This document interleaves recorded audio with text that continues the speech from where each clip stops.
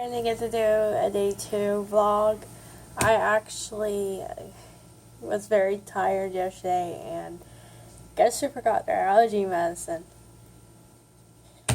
Uh, so I was pretty drained and groggy, tight, and it was not fun. But I'll do for today and yesterday.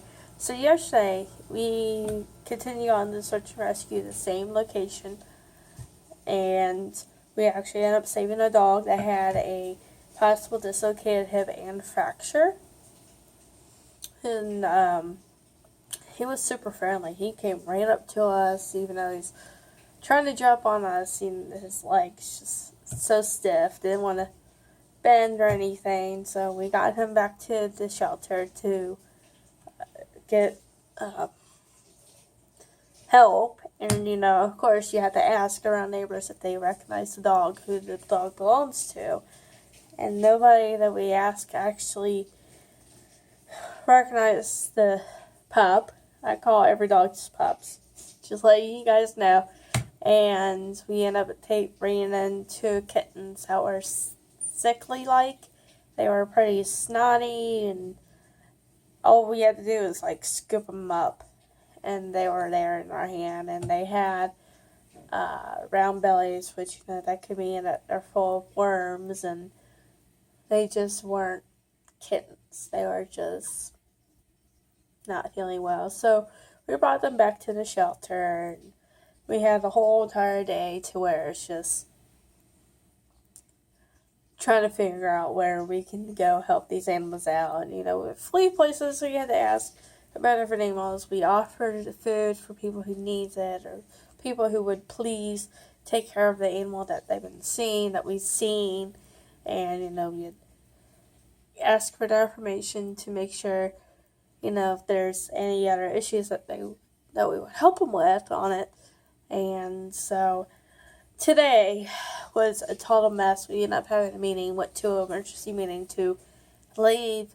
And unfortunately, we lost our shelter that we're supposed to be going to because it was towards the end of the time. But we still have it for a few more days. But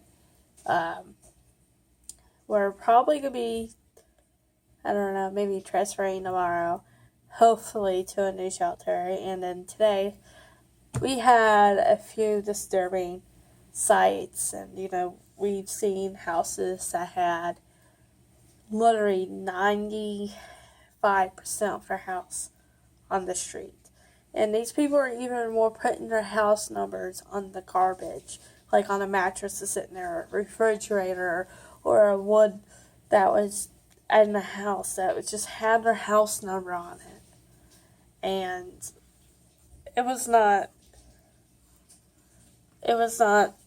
a pleasant sight. It wasn't, but it was a sign that somebody's been there and that their animals are taken care of. And we went to this one house, we had to ask, hey, if anybody who needs help, and if there's any animals that needs help. And, this guy's like, oh, yeah, we flooded up here, but it wasn't too bad.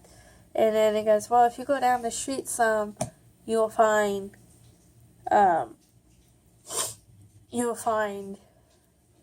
other houses that might need help, because they're were under level. So we went down. At first we saw a goat tied to a pole that he had nice shade. We didn't see any water. We're like, oh, okay, we'll stop there. So, we were going to go water and find out there are 3 goats, 1 male, 1 female, and a baby. And then there's 2 pigs, and there's chickens and dogs, and the whole entire trailer that was actually in that street. This guy had all these animals, and he's coming every other day or so to come help them out and water feed them and work on his trailer, because everything that he had in his trailer is literally outside, and everything he had in his garage is outside. And I'm not going to go into detail about this house. It's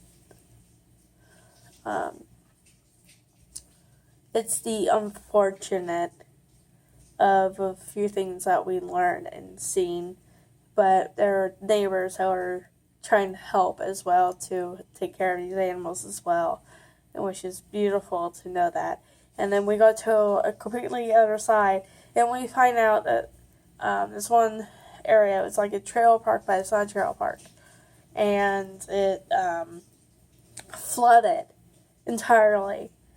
And there's people that had boats on one side of the street actually went down the whole entire street to pick up everybody's animals. And they were all safe, and they had extra food, and they were taking care of them. And then, you go to the center of the street. Same story, including a miniature horse. The one thing that blew my mind is that they saved several miniature horses. They have a miniature mare that was in labor during this whole entire process. And, a lot of these people here are big animal lovers, and they take care of their animals a little differently than some do. Like, they take care of them differently than I do. But, who am I to judge how people take care of their pets? Because clearly they love them, they are taking care of them. People even that lost everything have actually took in other animals, even though they lost literally almost everything in their homes. And it's a beautiful sight.